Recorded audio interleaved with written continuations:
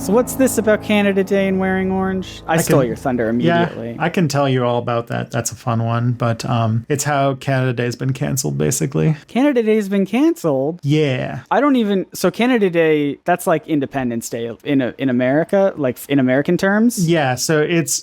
So July 1st, Britain signed the British North America Act, which turned Canada from a colony to a dominion. All right. Mostly because is this podcast? Are we contenting now? Well, you had this in the cold open, so I wanted to know. I'm like curious. I don't know what everything is. It's the most authentic cold open. It's the most authentic cold open. So, you just hit me with Canada Day being canceled. Yeah, and I'm just like, what happened? So the thing is that Canada Day, July 1st, which is 2 days after this episode comes out, if the stars are to be believed. Yeah. So yeah, it was the day that Canada became a dominion, which is like being independent, except you still share a military. It's what Australia was for a while. It's what like a lot of former British colonies were for a long time. Gotcha. And so Canada was essentially made because the Americans were expanding out west, and they did not believe that the Americans were going to keep to their word about not expanding above the 35th parallel or 34th parallel. And so they're like, okay, we got to get like people into this region that was full of indigenous people, but because America was this was like the 1860s, so America was already like going out there, right? Yeah. And so they were like, okay, we're gonna merge like these colonies together and like go take care of this for us and go to these places, and you see people writing about like the inhospitable wasteland that is like modern day Saskatchewan and stuff. But more recently is that if you recall, this is the less fun part. You might remember about a year ago, Canada got in the news quite a bit because part of the creation of Canada and building our identity was building what was called the residential school system, which was essentially a cultural genocide program for Indigenous children that brutally mistreated children. And last year, around this time, there was a discovery of hundreds and hundreds of dead bodies of graves of unmarked graves of these kids who were oftentially like sick and not given proper treatment and like all that kind of stuff, ruthlessly abused. It's one of the darkest chapters in Canadian history. I actually made a video about it, but that's no good. That's awful. That's truly terrible. It is one of the worst. It's the original sin of my country. But one of the things about it is that there's a story of a girl who, when she was sent to residential schools, they took away her favorite orange shirt. And so now orange has sort of become the unofficial color of like Indigenous solidarity in Canada. Right. There's a lot of like in my neighborhood, which is fairly like it's a champagne socialist community basically. It's full of little orange flags that say like every child matters and all that kind of stuff. But so now on Canada Day, like wearing orange is sort of like fuck Canada, like stick with the like what's it called, Indigenous solidarity. And there's now a residential school like Remembrance Day in September where you're also supposed to wear orange. So that's why I'm like, hey, Canada Day is coming up. I'm going to wear orange. And if you're Canadian, you should too. Yeah, that sounds good. So has Canada Day been officially dropped as a holiday? No. It's still like, the only place where it's only like a half holiday is in Quebec, which is just because Quebec it's sort of like the Scotland of Canada. Like they have their own holiday on the 24th called Saint Jean Baptiste, which is the feast of Saint John the Baptist, but it's like sort of like the Saint Patrick's Day, but for French Canadians. Gotcha. So and that's like a week before Canada Day. So like, and also just an extra screw to Canada, Quebec also made it so that, and this is like the wildest goddamn thing.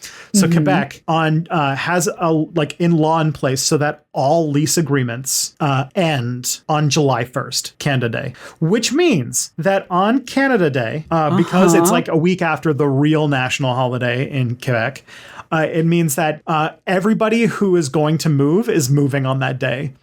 Like it's literally called Moving Day, and like there are people who start up moving truck companies just for one day a year, and like it's just like absolute. Like I did it once because I lived in an apartment in Quebec when I was living there, and like it is absolute pandemonium.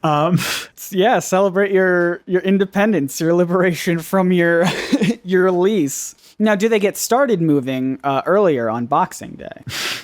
You should. I don't actually know what the backstory behind Boxing Day is, but I always find it's like funny. So they have made it so that like the Canadian national holiday, which is a week after the Quebecois national holiday, they decided to make it so that that's the day where everybody has to move. So everybody's busy moving instead of celebrating. No, so we've talked a lot about Canada, a lot of Canadian facts. I don't want to put you on blast here, but we did get a tweet from someone a couple weeks ago that said that when we mentioned in a previous episode that lacrosse was the national sport of Canada, somebody said it's actually lacrosse and hockey. And then they ended it by saying, every Canadian knows this. Shoot. I could have sworn, like, I thought that my entire life, this is the thing I've learned. Every fun fact I know apparently is a lie. Because there was also some pushback on the dead elephant story from earlier. That's also true. I got my dead elephant stories mixed up.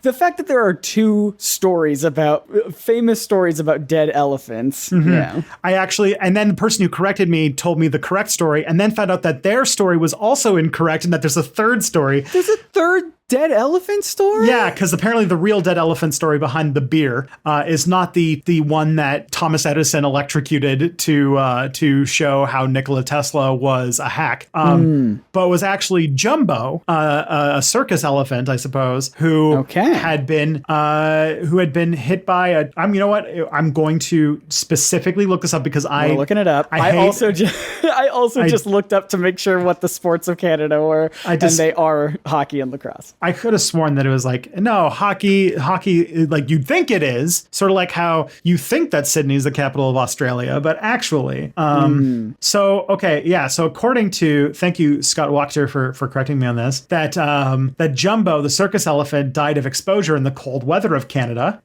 while being transported through the town that the beer is made in now. And that's apparently wrong. And that apparently Jumbo got hit by a train. Oh my God. And the story said that he got hit by a train while trying to rescue a smaller circus elephant. And that's the story of the dead elephant beer. And it's like, it's really good beer though. I will say it's an extremely hoppy IPA. The whole episode needs to be about Canada facts now. Yeah, this is the Canada Facts podcast. Yeah, so everybody, this is, by the way, it's probably not aliens. You probably could not tell from the last bit that we've been recording. Yeah, but this is one of our longest intros yet, just because I've been so fascinated. Yeah, but it's a podcast where we debunk ancient aliens claims, as well as pseudo-history and pseudo-archaeology and all that kind of stuff. So as somebody who is a semi-professional debunker, I have to, I get really, really upset when I get like a fact wrong, and I'm like, I will now have to go through things because being thorough is good. Especially about your own country. Especially about my own country.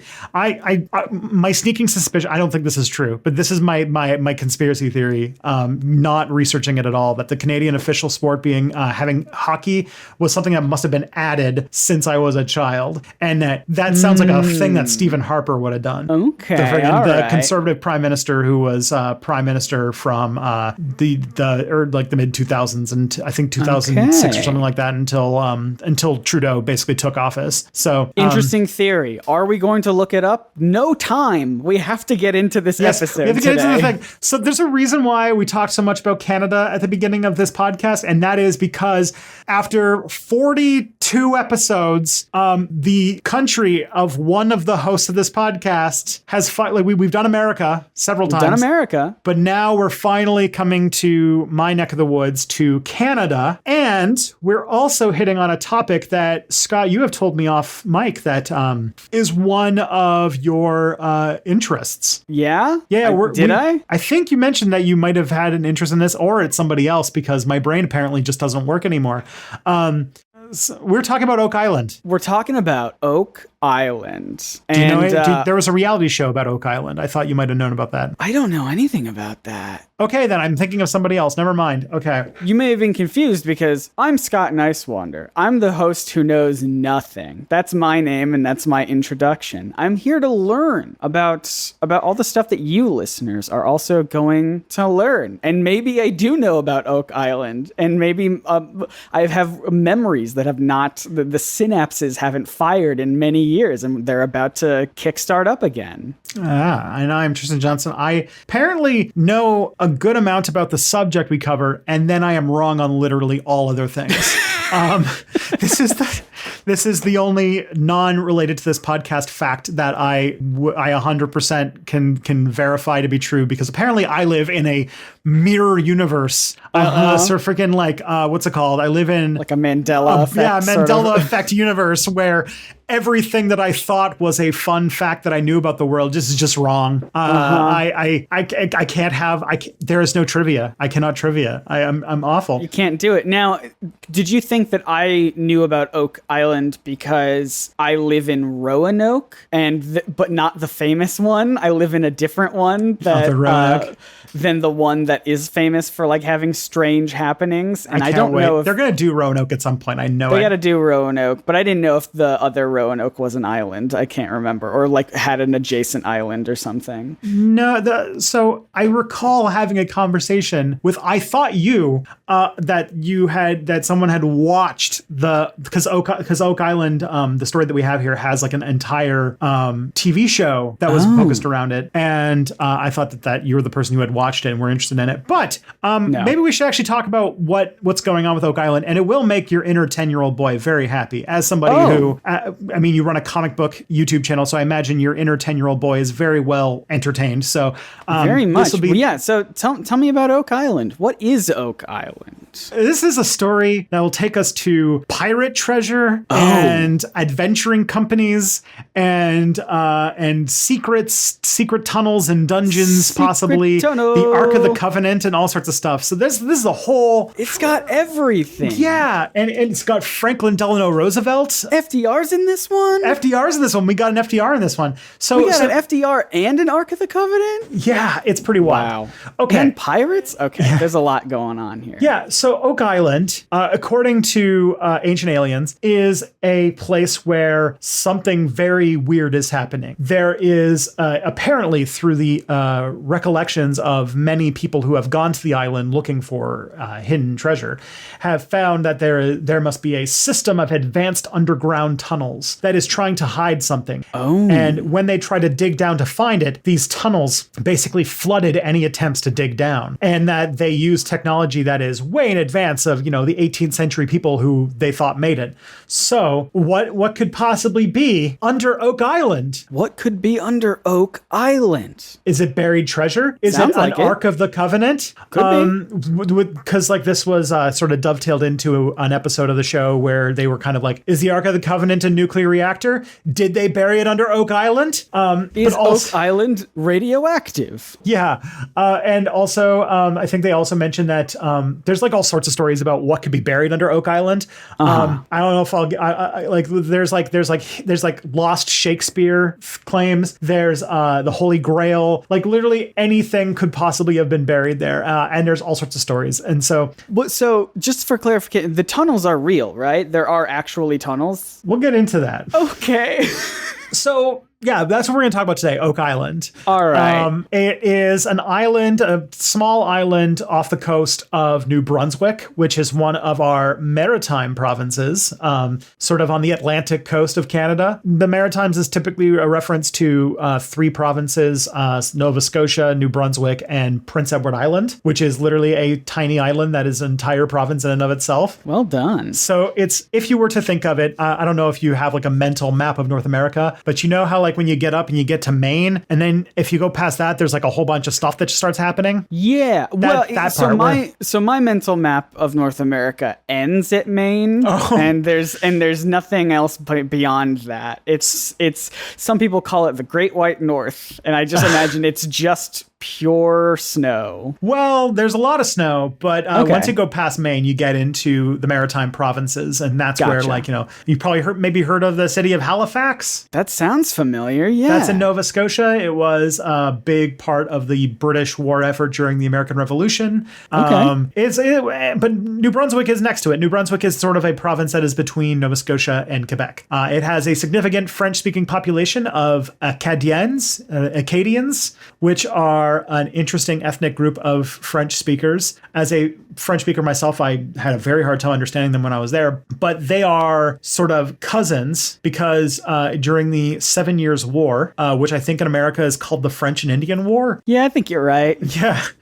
During that war, when the British basically took New Brunswick, the Acadians, the French people living there, a lot of them were exiled. So they were sent away Bye-bye. from New Brunswick, although the ones who remain are still there, obviously. But the ones who were sent away went down, down, down, all the way to a little port town by the name of New Orleans, and Acadien became Cajun. Whoa. Yeah, so there's sort of cousins of the Cajun people up there. Yeah, they went very far down, very far south. That's fun. Look at that. We're learning all sorts of fun stuff today already. Yeah, they wanted to kick them out, but they wanted to put them somewhere where they needed people and where they could get by being French. And so they're like, "Hey, we just got this new port town of New Orleans." They exiled them because New Orleans was still a French colony, and so they gave it to because it was the capital of the French territory of Louisiana, and then it only got Americanized because then the French sold it to the Americans. Gotcha. I was born in Louisiana. Does that make me part French? Ooh, nice! I did not know that. Yeah. I mean, I've lived maybe like a couple months there of my entire life when I was a very tiny infant. Little spicy Scott. A little spicy Scott, a little Cajun Scott. That's me. That's nice. I love Louisiana. It's got a really cool melting pot of a whole lot of really cool cultures. But either way, Oak Island was probably first known. The first people who have documented and named Oak Island were the indigenous Mi'kmaq people, which is sort of an indigenous nation that they don't exist anymore. They were the indigenous people of Nova Scotia and Newfoundland, and they have since, I think, become different nations. I should probably check up on that. But basically, the area that Oak Island belongs to now was called Segapenegatig.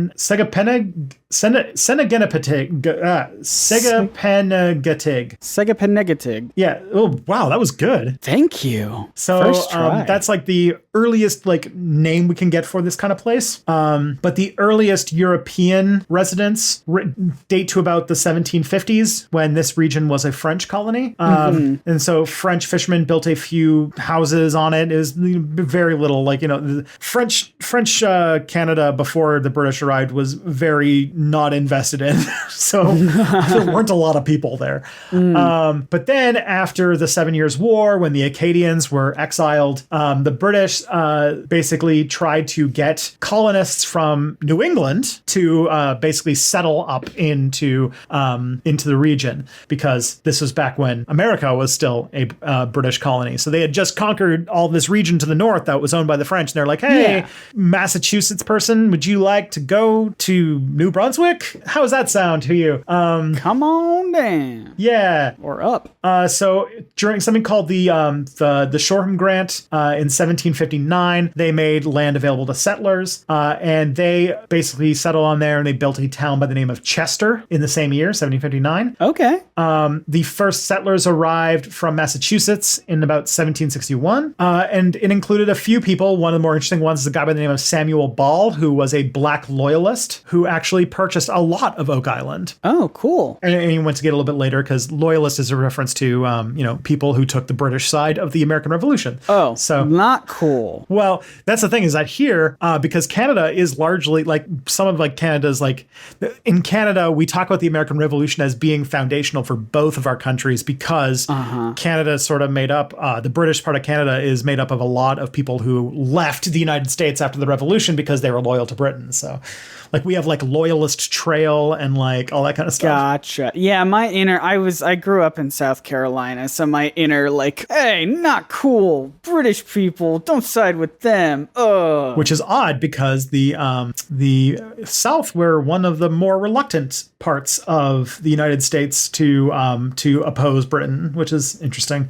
until somebody decided to go up and down the Mississippi and offer freedom to a bunch of slaves if they would fight the Patriots. And all of a sudden they were really into very interested. Yeah. There's a very interesting story in Canada about like slaves from the American South who fought for Britain during the Revolution, and then after the war they were brought north, and they had like their own like sort of like Black Regiment, and they sort of set up their own thing. It's a lot of cool story. We're dipping into a lot of Canadian history that has nothing to do with Oak Island. But yeah, the island was officially surveyed, and they divided it into about 32 little 4-acre lots, and that's like basically the main thing. But ever since like even before since about the mid 1800s, there has been reports that Oak Island has treasure, and it has been attracting treasure hunters since because these legends came up, and I'll tell you about the legend in a second. But basically, legends started arriving that there's hidden treasure on Oak Island, and people have been trying to find it ever since. It got so extensive that at one point in 1965,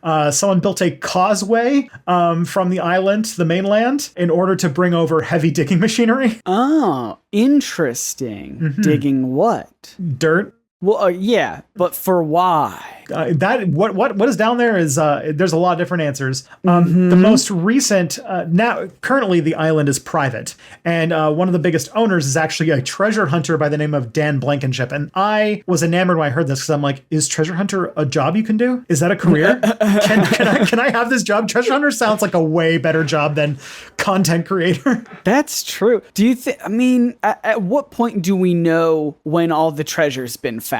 What I found out through this, and I'll kind of get to this when we get in a little bit, but surprisingly few pirates specifically actually buried their treasure. There was like one who did as like his signature move, and we just based it all on him. Yeah, that's the cool guy, the cool pirate now. Everyone takes after that dude. So right now the island is private, but it is a tourist destination, so people can schedule tours of the island ahead of time if they so desire. That's basically the whole story with it now. It's a very sleepy island. I think there's only like one house that's permanently like resided in all year round. So, but yeah, let's get into the myths that surround this place, because let's get into the myths, because it's not until the 1800s that we have any like verified, documented evidence that like, people did this thing and this actually happened. So everything else before is like word of mouth legends. All right, hit me with it. I want to hear some of these legends. I'll rate them on which one's the coolest and most believable. Cool. So the oldest legend goes back to the 1700s. Where a story went around the early settlers of Oak Island that a dying sailor who was on the crew of a guy by the name of Captain Kidd, and Captain Kidd, who died in 1701, Captain Kidd was the one pirate that we know who is verified to have buried his treasure. And now it's you gotta feel bad, right? Like if you did that as a signature move and like no one's ever gonna find it, and now it's like the one thing we think about with treasure. It's like, oh, it's gotta be buried somewhere. It's like, no. I thought about burying treasure. Yeah, that's supposed to be a secret. So this report, Captain Kidd, otherwise known as William Kidd, Scottish sea captain who was basically a privateer for the British. I don't know if you know what a privateer is, but basically it is a semi-legitimate pirate. They like say privateers, like something like the British would hire crews of ships to go up and down the sort of main tradeways. And if they saw a Spanish ship, for example, their orders were to like attack them. So like, don't attack British ships, attack the Spanish ships. And so they were sort of like, if you like just focus on the Spanish, we will like charter you to go up and down these waters and hunt for, stealing from Spaniards. So a privateer is like a fancy name for a pirate.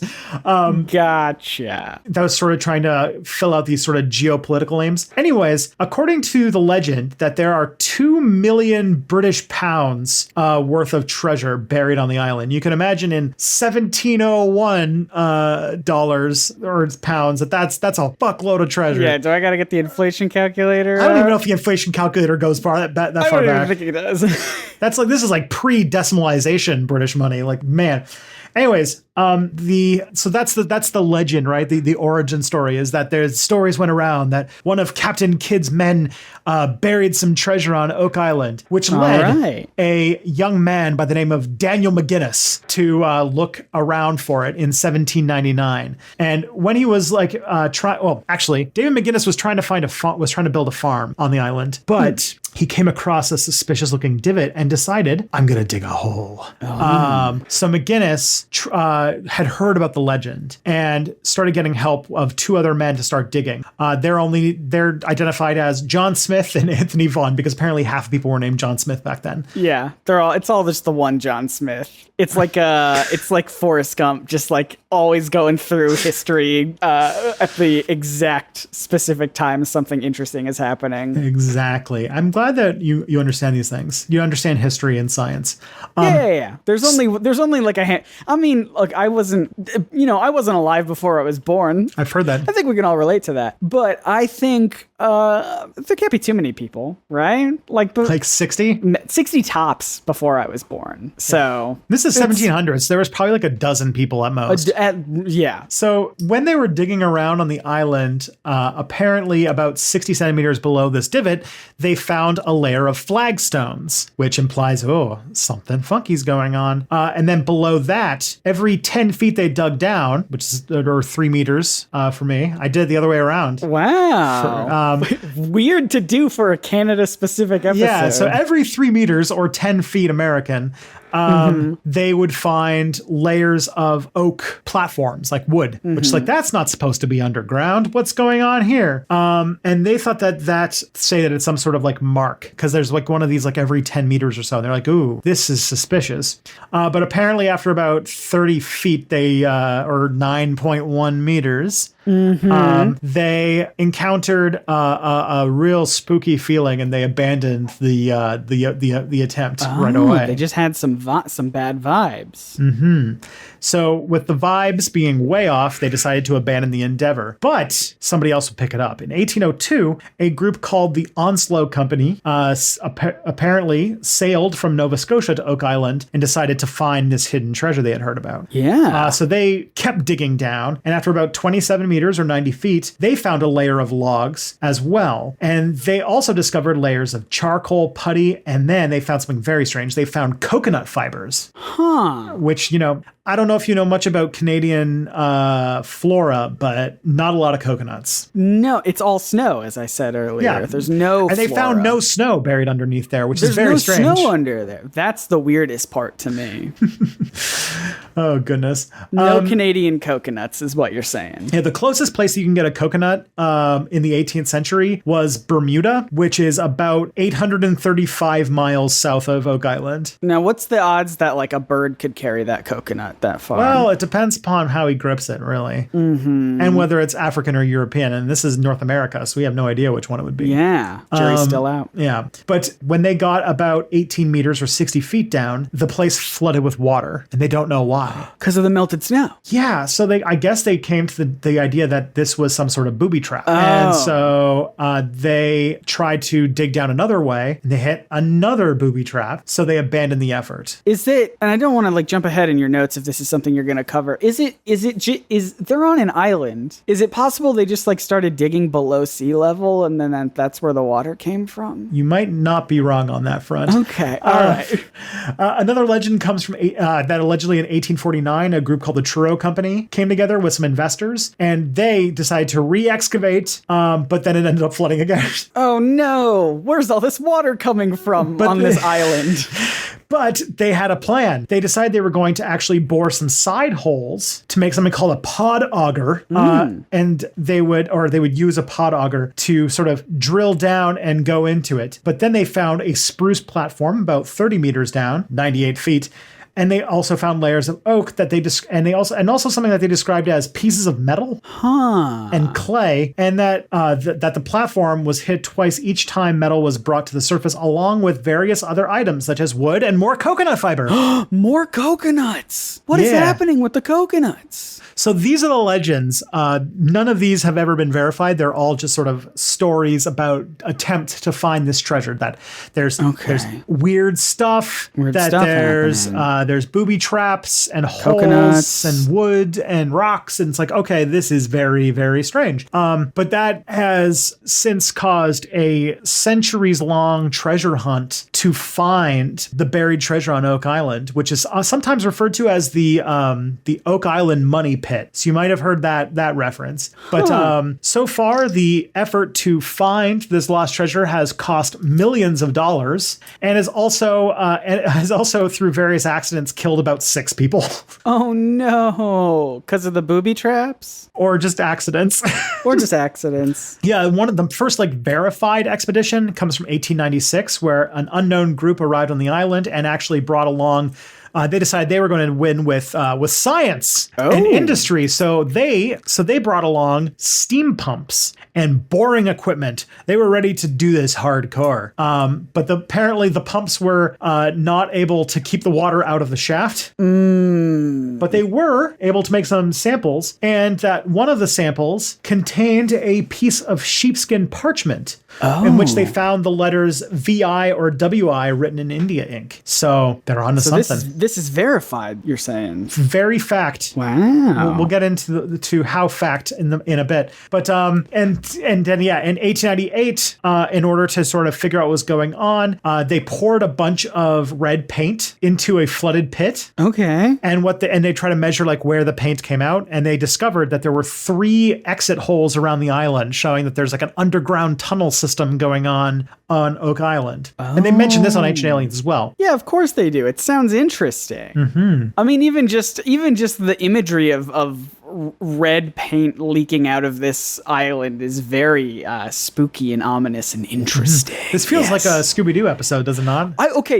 Here's the thing, Tristan. I've been trying so hard not to mention Scooby-Doo this whole time, but this has given me some Scooby-Doo vibes because the mystery of Oak Island the treasure of Oak Island. That feels like a Scooby-Doo episode. Yeah. Well, I mean, there's a lot hitting on even just Zombie Island, right? There's a lot hitting on it, right? So there's pirates at Zombie Island who went there and buried treasure. And there's legends about that. It's in the Zombie Island is in the sort of New Orleans sort of area, which is I know not where we are right now because we're in Canada in this story that we're telling about Oak Island, but we had that connection earlier about New Orleans. So I don't know, there's stuff, and I'm trying to connect the dots in my head and can I make a video about this? Was Zombie you could think Island there's a story inspired? about a ghost of a pirate haunting the island that turns out to be a guy who's trying to commit insurance fraud or something like that. Yeah, but with Zombie, are you familiar with Zombie Island? Zombie Island, I remember saying, because I actually watched this recently, or listened to an episode of one of the episodes of this show recently. Zombie Island is the one Scooby-Doo movie that I have seen. And it is the one where, spoiler alert, they go in thinking, oh, this is a mystery. We have to figure out what's going on with the zombies. But at the end, the conclusion is, oh my God, these are real zombies. There are zombies, ghosts, demons. There's all sorts of stuff. And I was like, this really undermines the central message of the show, right? At least as far as I was concerned. I made a whole video about it. I know you have more Scooby opinions. I recently watched a video of your Scooby opinions. Yes. I got yelled at on that one. I should also mention, this is a different video you made because I was kind of getting caught up. I watched your Thought Bubble episode recently. Yeah? And my son was a very big fan of whatever you were doing, and he was smiling and laughing at the video. So that's my new target audience. Is not even 1-year-olds. Babies. Just bright shining colors moving around the screen. I like that. All right. I'm done talking about Scooby-Doo, but thank you for giving me the opportunity because the whole time I've been sitting here can I make a video about this? I don't think I can, but we'll see. You did a podcast, you could do a sequel. Anyways, another expedition had was done by a guy by the name of Captain Henry Bowdoin, who went on behalf of a group called the Old Gold Salvage Group. And one of the members of the Old Gold Salvage Group was Franklin Delano Roosevelt. Oh. Because this is a bunch of rich people who fancied themselves as like treasure hunters. Yeah. And by that I mean they paid a guy to go find treasure for them. Yeah, that's really all it is I just want to have the title treasure hunter, but I'm like the money behind. It's like if Indiana Jones, I know he's not technically a treasure hunter by trade, but that's effectively he's certainly not an archaeologist. He's certainly not an archaeologist. Yeah, it would be like if the new Indiana Jones movie was him just like, let's go find this treasure, and then he just like got out his wallet and opened up a tab on Fiverr and was like, all right, go find this. We'll find treasure. Mm-hmm. Yeah. So that's interesting. Another expedition that happened in January of 1967 involved Daniel C. Blankenship, a guy named David Tobias, and a guy named Robert Dunfield, and a guy named Fred Nolan. They made a syndicate that was dedicated to the exploration of Oak Island. When they were there, they had some more advanced technology. So they did some stuff where they dropped cameras into the shaft to look for like chests or human remains or signs that there was artificial stuff there. And they came back with the ultimate thing in all parapsychology, which was a bunch of blurry images. It could be anything. And then after they came back with those blurry images, the shaft they dug collapsed, and so they can't get any more. And they had to abandon the dig. Well, if I know anything about blurry images, this is going to cause a lot of speculation, isn't it? We shall see. And also, the island became the subject of an episode of In Search Of, a 1979 episode, which was sort of a show about paranormal phenomenon and stuff like that. They did like In Search of Bigfoot and stuff like that. So we're in that zone. Then, and I shit you not, in 2006, two brothers by the name of Rick and Marty. Okay. Marty, we gotta go get the Oak Treasure Island. Guys, come on, Marty. Jeez, Rick. Oh boy, I don't know about this island, man. I don't know. It's scary. There's red paint coming out of it, Rick. That was really good. That was a good Morty. The two of them apparently from Michigan purchased 50% of Oak Island.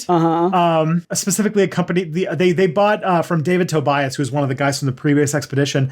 They bought 50% of a company called Oak Island Tours because when they couldn't find treasure, they decided to sell tourism to look for the treasure. And these two brothers called who are the Lagina brothers basically have been, they have bought into the Oak Island tourism business, including opening up the exploration. They did their own exploration that was documented in a reality show that was on the History Channel in 2014. So that's like basically the entire documented history of people trying to find this money on Oak Island. I don't mean to go back down this tunnel, shall we say, but did you say that they sold, like they were doing tours and sort of had tourists in a way searching for the treasure, like almost on their behalf? I don't think maybe like people just they profited off of people who wanted to take tours of Oak Island to see all of the history of the treasure diggers and stuff like that. I can't verify that people were actually trying to dig it themselves because that's extremely dangerous to dig as deep as they were going. You need like equipment and stuff. So I was gonna say, because that would be another Scooby-Doo reference in Monsters Unleashed, the best live action movie. There's like a incredibly tiny plot point where there's like an old abandoned mining facility, and one of the villains is being like, we're gonna turn it into a camp for kids, so they get something to do over summer break, and we get free miners. I'm tired of this, Grandpa. That's too damn bad. It's another movie. Is treasure also the point of holes? I've never read the book or seen the movie. Okay. It is. It is about Kiss and Kate Barlow's treasure. Yeah, that's what they're digging for. Excellent. So that's the official history of everything that has actually happened on Oak Island and all the legends. So the big question is, what the hell's going on, right? Yeah. What's down there? What's in those tunnels? What's in that island? And how can I get it? How can I get my grubby hands on it? Tristan, tell me. Well, we're going to find out in just a second.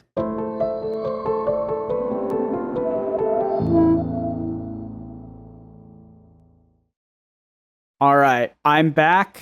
I've got a pickaxe. I've got some boots. Your finest khakis. I don't know what you actually wear to mine, to like do mining. A helmet. A helmet. Okay, I definitely have one of those. Got our diamond pickaxes. I got my diamond pickaxe. I got a helmet. I've got a couple blocks of meat. I don't know. Yeah, you have to don't dig directly down. Don't dig down. You might hit lava. Yeah, we're no good. Got to avoid the lava, and also all of the subterranean zombies and creepers. How long can I drag this joke out?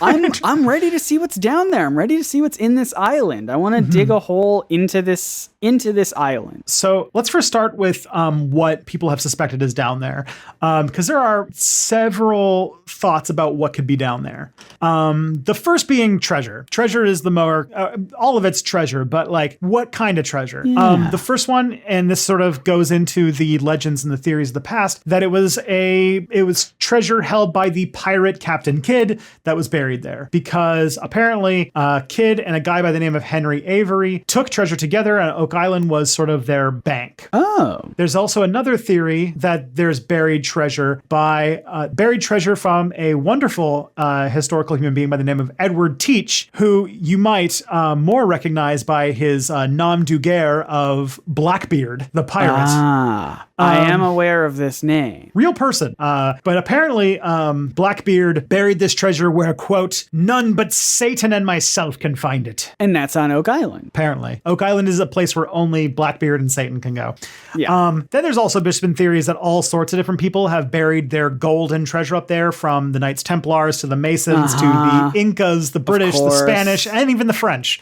So all of those have buried their treasure on Oak Island as well. Everyone did it. Everyone was like, oh, here's an island we can just dump all of our money onto. And no one knew that everyone else was doing it. It just, everyone was doing it. It was like the cool hip thing to do. Yeah. So another cool suspected treasure down there actually is a little story from La Histoire Française. Ooh. Italy. So it might have the jewels and jewelry of former Queen Marie Antoinette. Okay. So for those who don't know, Marie Antoinette, famously the queen who was beheaded when the French dealt with their monarchy problem in the late 1700s. Famously liked cake and wanted people to have it. And when monarchies seem to fall, there's always rumors that either some of them survived or that their treasure is hidden somewhere. You saw this happen when the Romanov dynasty was summarily executed. That came to mind. Yeah. But because there was there was a whole Disney movie about Anastasia Romanov, which lasted for a long time because her body wasn't found until 2009, I want to say, when they found the graves of the last two Romanovs that had disappeared. So yeah, all the Romanov, the Soviets were thorough. Anyways, Marie Antoinette, there were theories about what happened with her jewels specifically, because a lot of them, most of them went missing. There's only a few specimens of them that remain because, the palace was stormed by the people. You can imagine that all of her gold and gems and stuff like that mysteriously disappeared. Not so mysterious after all. So apparently in 1789, revolutionaries incited a mob of Parisian working women who marched on the home of the royal family, which was the Palais de Versailles. The Versailles Palace is a very big, very fancy castle palace in France. Yeah. And according to a story, Marie Antoinette basically like Princess Leia getting the Death Star plans out of the ship at the last second, instructed one of her maids, or a lady in waiting, to flee with her jewels. Take these somewhere where they can be safe. Take them. You're my only hope. Apparently that maid fled to London and so she, with her jewels, possibly sometimes it's also like important documents or artwork or other things. And she then fled from London to Nova Scotia, and there she buried the last remaining treasure of Marie Antoinette. Is there a reason why you'd bury it? So that you can come back for it later, I guess? I guess so. Yeah. I would just hold on to it if it were me. They didn't have banks back then, so if you think about it, where do you put your money, right? Yeah. In Bitcoin, but they didn't even invent Bitcoins back then. So what do you do when you don't yet. have Bitcoins to put money in? Simpletons. Yeah. The other one is very funny because it hits into another historical conspiracy theory that I think is very interesting. Have you ever heard about the Francis Bacon, William Shakespeare thing? I know those names, but I do not know how they connect together. So there's this theory that that William Shakespeare didn't write any of his plays. Okay, and I've heard that. his plays were actually written by a guy named Sir Francis Bacon, who couldn't, like, he was writing about stuff that was too, wild and raunchy for the upper crust of society. So he basically published them through Shakespeare. And it's done through all sorts of literary analysis and stuff like that. It's a established conspiracy theory that we are not here to talk about. But in a book in 1953 called The Oak Island Enigma, a history and inquiry into the origin of the money pit by a guy named Penn Leary, he wrote that the pit was actually used to hide incriminating manuscripts that basically showed that Francis Bacon was the author of Shakespeare's work and was also the leader of a group called the Rosicrucians. Okay, what are those people? So the Rosicrucians, let me just get this one up, is basically they're like a religious cultural movement, sort of like an esoteric religious movement that rose up in the 17th century in Europe. Notably, 17th century or 1600s, a little bit late for Shakespeare. Yeah, fair enough. So I'm pretty sure Shakespeare died in the 1500s. Don't quote me on that. You know what? Oh. No, I can't know any fun facts, so let's find out. But I'm pretty sure that Shakespeare died in the 1500s. Yes, he died. Oh no, he died in 1616. So okay, we're right. Okay, never mind. So Rosicrucianism. This is why just Google everything, especially the things you think you know. So they're as you can imagine, any sort of esoteric spiritual religious movement from the past gets tagged on, like we've kind of talked about the Illuminati, becomes tacked on as they're this big order that has all sorts of secrets and power and all sorts of stuff. So they're a lightning rod for a certain flavor of conspiracy theory. Yeah. I do have a question about that, though. I mean, I don't know if you have more to say about the Bacon Shakespeare thing. Nope. But if they're incriminating manuscripts, wouldn't you just burn them? You'd think, huh? Why bury them? I don't understand that part of it. Blackmail material. I guess so. And another book by Mark Finnan by the name of Oak Island Secrets claims that if you saw in the shaft in the pit, there is some stonework that seems to indicate that it was Masonic in origin, because who could manipulate stone but Masons? And you know who else are Masons? The Freemasons. Freemasons. And that the Freemasons basically use the site as a place where they would do their rituation or initiation rite, and that there's a hidden vault somewhere on there with the Masons' sacred treasure. This is turning into a national treasure sort of thing where everything's connected to everything. Yeah, pretty much. Only it's not. It's a different nation. It's not the.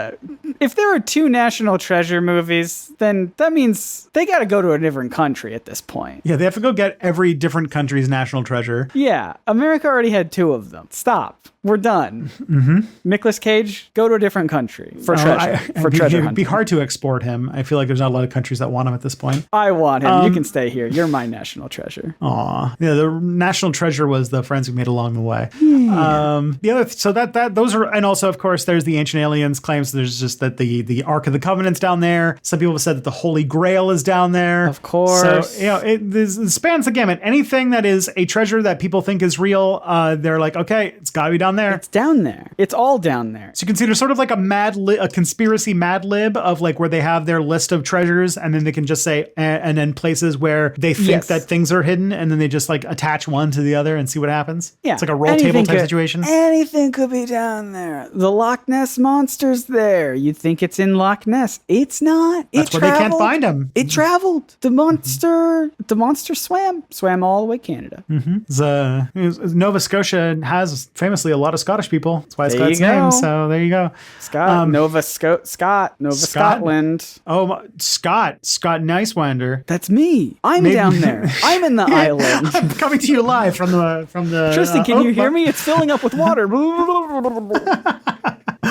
So water is a topic. So like, what's going on with the water? Is this like some sort of weird booby trap? What's happening?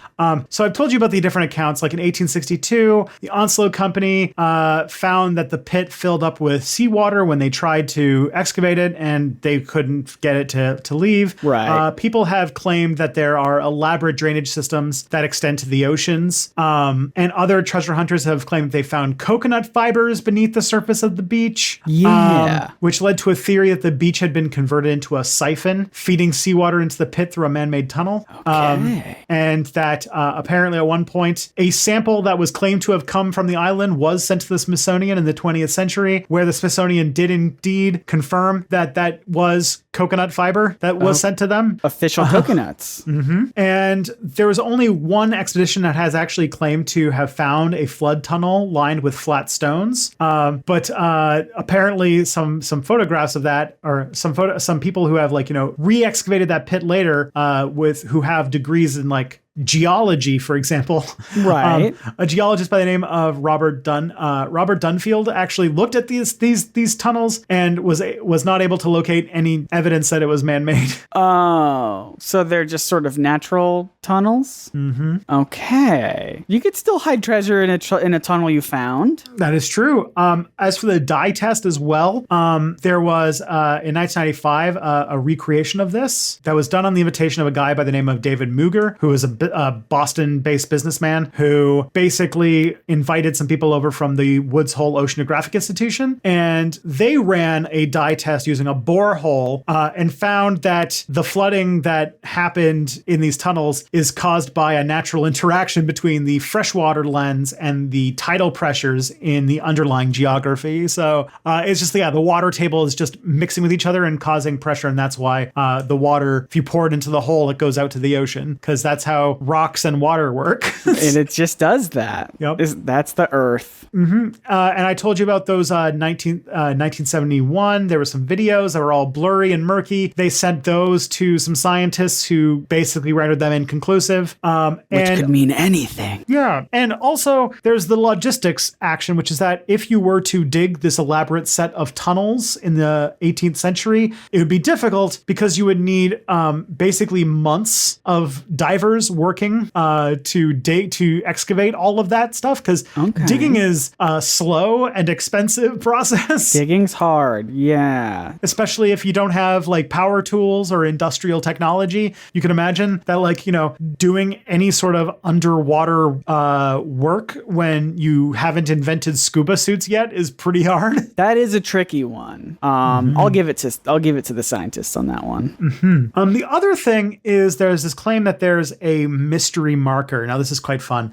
So in one of the expeditions, 90 feet down, they found a stone that's said to have, quote, mysterious markings. It was first reported in 1862 in the Halifax Sun, and then they mentioned that on June 2nd, in a letter by J.B. McCulley, basically said the story what they found. They found a cipher, and when they translated it, they found that it said 40 feet below, 2 million pounds lie buried. Oh, that's good. This is what we need. This is what we need to sort of to re-enervate the search for this treasure. So an innervate is a word. Innervate is the opposite of enervate. It means to fill with life. Anyways, sorry.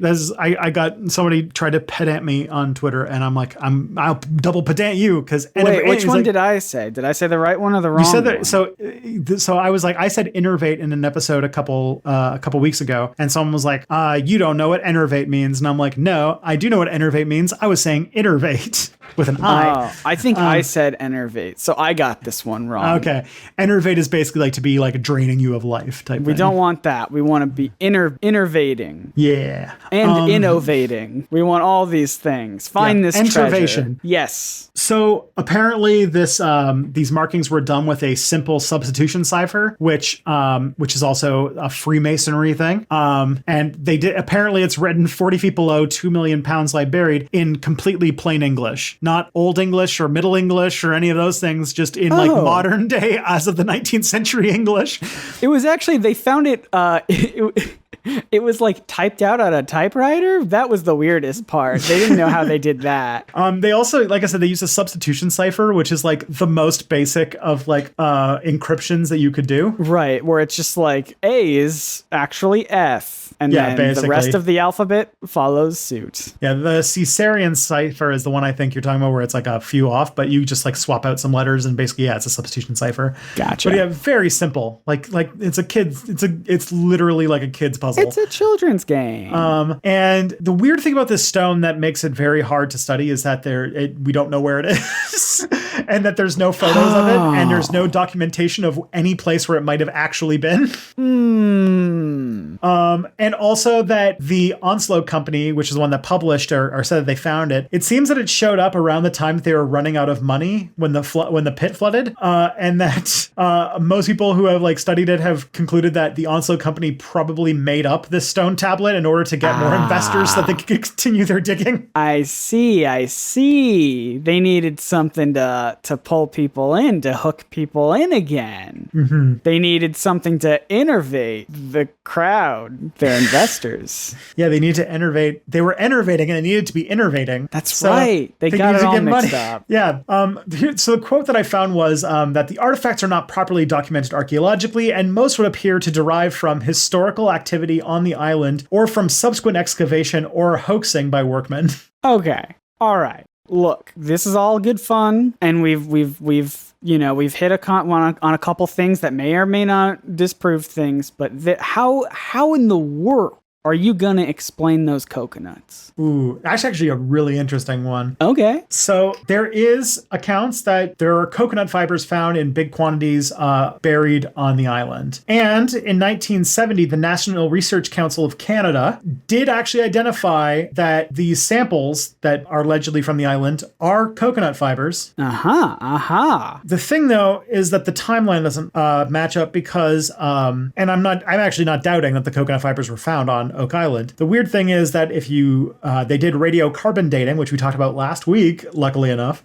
They did radiocarbon dating on the coconut and found that it was probably from the year 1200. Now, the year 1200 is about 300 years before the first Europeans ever arrived in the region. And yeah, the year 1200 predates humanity, as we sort of said earlier. Yes. The earliest European settlement in the entire continent was Leif Erikson and a group of Vikings who arrived from Iceland or Greenland or something like that. One of the lands. Yeah, they arrived in, I think, the 10th century or the 9th century. And they arrived in Newfoundland, which is about 600 miles from Oak Island. Could a coconut have drifted in that time period? Well. Vikings notably don't have a lot of coconuts. They don't have coconuts. They don't like them. They think they're yucky. If you think it's too cold to grow coconuts in Canada, wait till you see Norway. Vikings just don't like coconuts. They're all allergic. They just hate it. All Vikings are allergic to coconuts. Like, this mound bar is shit. They wouldn't touch the stuff. Which is, again, coconut is a polarizing flavor. I understand. I like it. I like it too. You put the lime in the coconut, it's good. Yeah.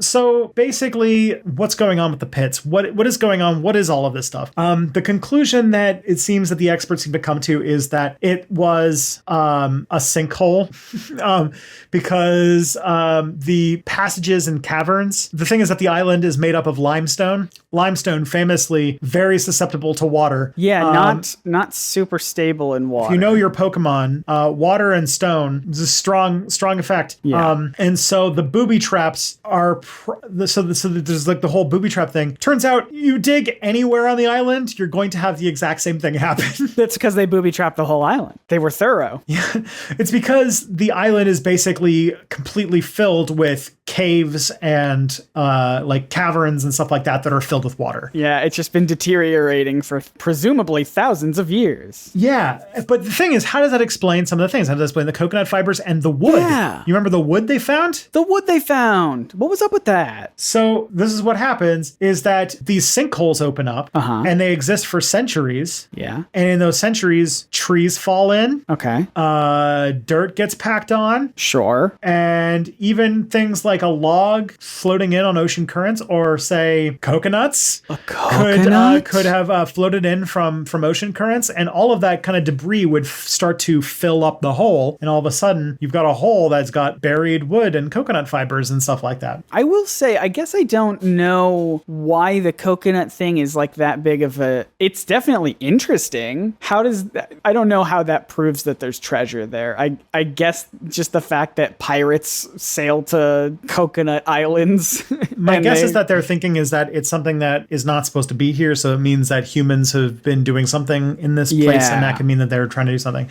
The other thing, too, is that in the region in 1949, another pit was found that had a very similar like attributes to the money pit in a place called Mahone Bay. Okay. Basically, they dug down, and about 2 feet down, they found a layer of fieldstone. Then logs and oak were found in irregular intervals. Some of the wood was charred, and that they thought they had found another money pit. But it turns out that just because the entire region is on something called a glacial tumulus system, which is basically pockmarked with water-filled cavities. And so that's why the pit keeps flooding, and that's why these things keep happening. These sinkholes keep opening up in the region. It's just because it's riddled with the stuff. Yeah. These holes. Like, for example, in 1878, a farmer who was plowing on Oak Island actually had one of her oxen break through a hole in the ground and opened up a 12-foot sinkhole. Oh, no. That opened up into a natural, like, limestone cavern. Whoa. But basically, yeah, they concluded that it was a natural sinkhole. And again, the older you go, the older the story is, the less specific and more impressive the details seem to be, which is always a sign that something funky's going on. When, all of the stories of excavating a place, or all the stories about a place, the older you go, the less specific it gets, but the more grand it gets or impressive it gets. Probably have you got yourself a legend rather than a fact. Yeah. So basically, if you have any form of, if you're skeptical and you look past the sort of sensationalist ways of looking at it, like Ancient Aliens, you realize that a lot of the mystery and intrigue actually is not that fascinating. They spent millions of dollars and 6 lives to dig a natural sinkhole that had filled up with crap.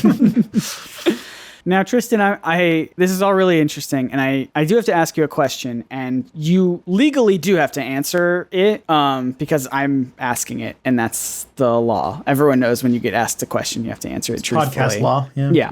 So, Can I take a dare if I don't want to answer it? Yeah, it's truth or dare, but I'm picking for you, and you get truth. Okay. So we've spent the last hour or so really, shall we say, poking holes in this theory of Oak Island having some buried treasure, and maybe that would deter some people from some treasure hunters, let's say, from going out there and digging it up some more. So was this your way of procuring the perfect spot to bury your treasure? Ooh, because if I debunk it and then bury my treasure on Oak Island, if you debunk it and everyone's gonna go, oh wow, I listened to this podcast episode and it says that there's not treasure there, so I guess we just got to give it up. And then you sneak in the middle of the night and you bury your treasure there. Bury all of my bitcoins because those are only going to go up in value. It's all going to be there. All the bitcoins. My golden bitcoins. Oak Island is just filled to the brim with Bitcoin.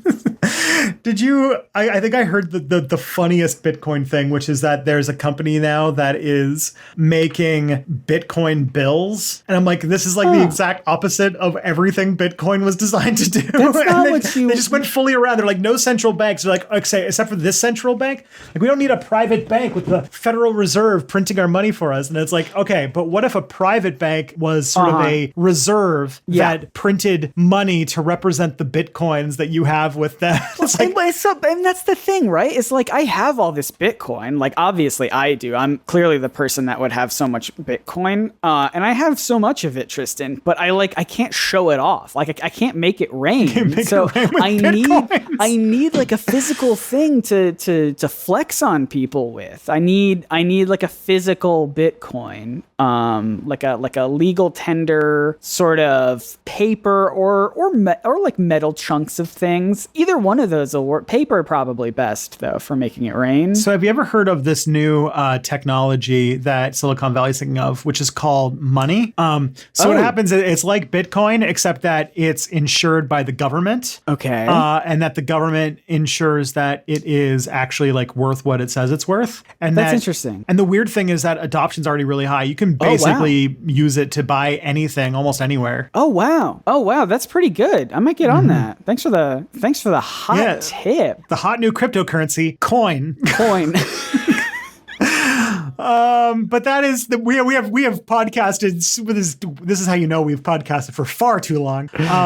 Well, thank you for listening to whatever the hell this ends up becoming. Thank you so much for listening. Speaking of internet-related things, you can find us on Twitter at ProbsNotAliens. Go check it out.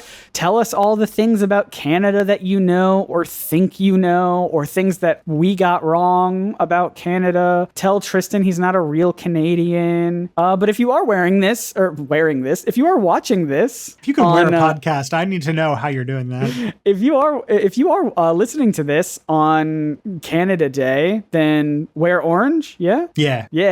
Wear orange. And if they want to learn more about that, you've made a video about it, right? Yeah. You can go to Step Back. I made a video about a year from now that I think it's called something like Canada's Dark Secret or something like that. That's about the sordid history of my country and the horrible things that we did to Indigenous children. If you heard that and you're like, man, I'd like to watch that while I'm eating breakfast, then it's a good video. It is. I'm proud of it. I'm like, it's grim. Yeah, I mean, like that's like my brand is grim. Anyways, go to Step Back. It's very, very sad. But if you want to be happy, you should check out another YouTube channel by my co-host here, Scott. What do you got? What do you got going on? What's your thing? What's my thing? My thing is I have a YouTube channel called Nerdsync, Nerdsync, where I make video essays and sometimes maybe commentary videos. I'm sort of like dipping my toe into that space about all sorts of different nerdy things, comics, superheroes, cartoons. I'm doing a video right now about memes that I think is very fun, about internet memes. So you do the Step Back shot and the Nerdsync chaser. That's right. I will say the video I have about memes might be the weirdest, strangest ending to a video that I've done. Ooh. And I don't mean that in like wacky, weird, like, lol random sort of a thing, like early 2000s humor. I just mean that like I take the video in a direction that I promise you no one will see coming when talking about internet memes. He puts an Iron Man glove on and then attaches fireworks to it and shoots it up into the sky in the middle of the night. That's my very first YouTube video. That's still up. But no, it's a fun time. Thank you to everyone who has left reviews for this podcast. I haven't checked on them too much, but I think in future episodes, I'm going to bring back shouting out the names of people. I think that's very fun to do. So thank you so much for leaving reviews and helping spread the word, because spreading the word about this podcast is really the best way to get people to listen to it. Yeah. This podcasts don't have a really great algorithmic recommendation system because it's on so many platforms, kind of the cool part of it being Web 2.0 technology. But it does mean that podcasts really only grow through word of mouth. So put word in mouth. I made that joke already. But word your mouth about the podcast to anybody who you think would like it or be interested in the topic. And with all of the stuff in the news these days about UAPs in the American government, or apparently China just announced that they might have found a signal from extraterrestrial intelligence. So, if people are like, wow, have you heard about the UFO stuff? You're like, well, have I got a show that'll make you not believe in that anymore? Then you can, tell them about the show. We have a website, ProbsNotAliens.com, where you can pretty much find this show on any format that they'd be comfortable with, and that'd be a great place to go. Yeah. Thank you so much for listening. Once again, my name is Scott Nicewander. I'm Tristan Johnson, and that's all for today. But don't worry, friends, the truth is out there. Probably.